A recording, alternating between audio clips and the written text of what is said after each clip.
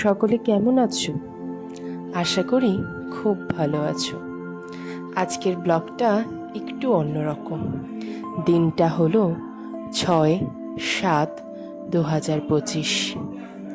আজকের দিনে 1 বছর আগে তিথি অনুযায়ী একটা দুর্ঘটনা ঘটে আমাদের সকলের সাথে। আমাদের পরিবার ভেঙে তছনছ হয়ে যায়। আমরা ঘুরে দাঁড়ানোর কোনো অবলম্বন পাই না।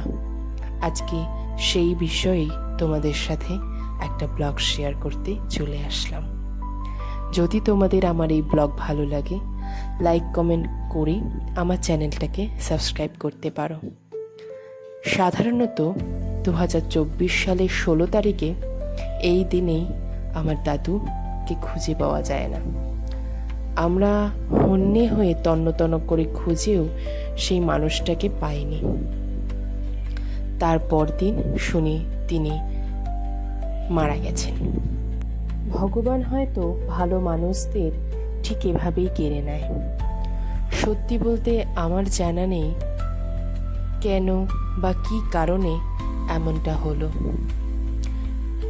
স্বাভাবিকভাবে সেদিন আমরা সকলেই প্রচণ্ডভাবে ভেঙে পড়েছিলাম।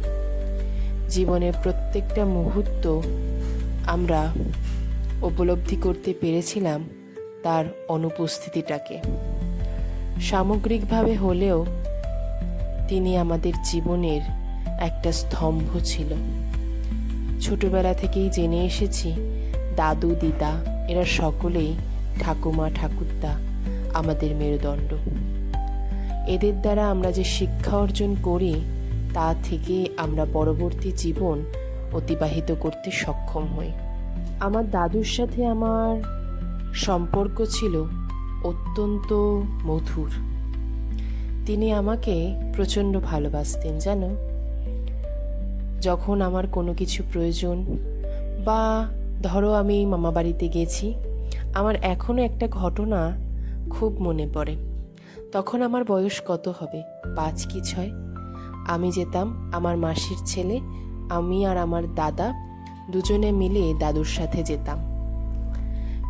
আর যেতাম মিষ্টির দোকানে। আমার দাদু উল্টোপাল্টা কোনো খাবারই খাওয়াতেন না।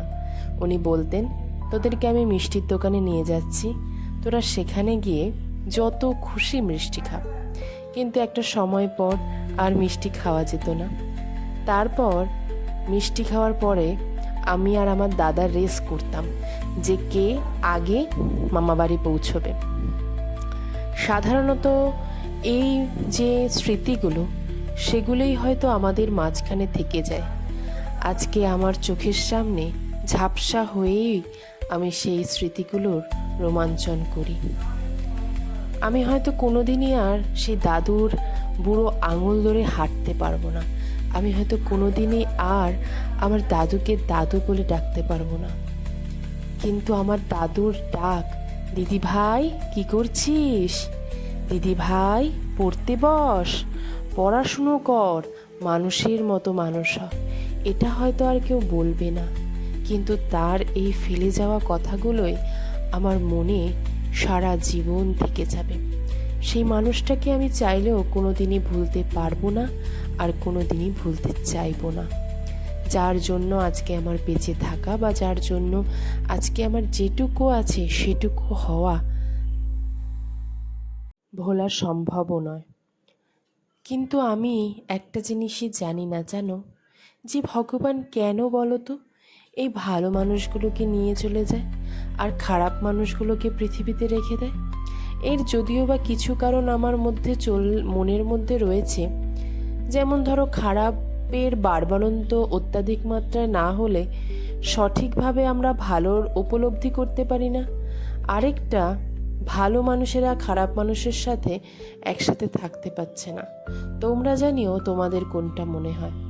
তাই 6 তারিখে আমার দাদুর মৃত্যুবার্ষিকী উপলক্ষে 1 বছর যেহেতু পূর্ণ হয়েছে, আমাদের বাড়িতে ছোট্ট করে একটা অনুষ্ঠান হয়েছিল। ছোট্ট মানে অতি সামান্যভাবে, মানে এটা তো আর আনন্দের কোনো কথা নয় বলো, কিন্তু তারপরেও আমাদের শাস্ত্র মতে এটা নিয়ম, তাই করা। কোনোদিনই একটা মানুষ মারা গেলে তার সেটা মৃত্যুবার্ষিকী হোক বা যেটাই হোক না কেন, এত ধুমধাম করে খাওয়া দাওয়া কোনোভাবেই আমার মনে হয় না শাস্ত্রর মধ্যে লিপিবদ্ধ করা উচিত হয়েছে বলে। এটা অতি দুঃখজনক একটা বিষয়, যেখানে আমরা স্বাভাবিকভাবে তার শান্তি কামনা করতেই বেশি উৎফুল্ল এবং উৎসাহিত হলে ভালো হতো।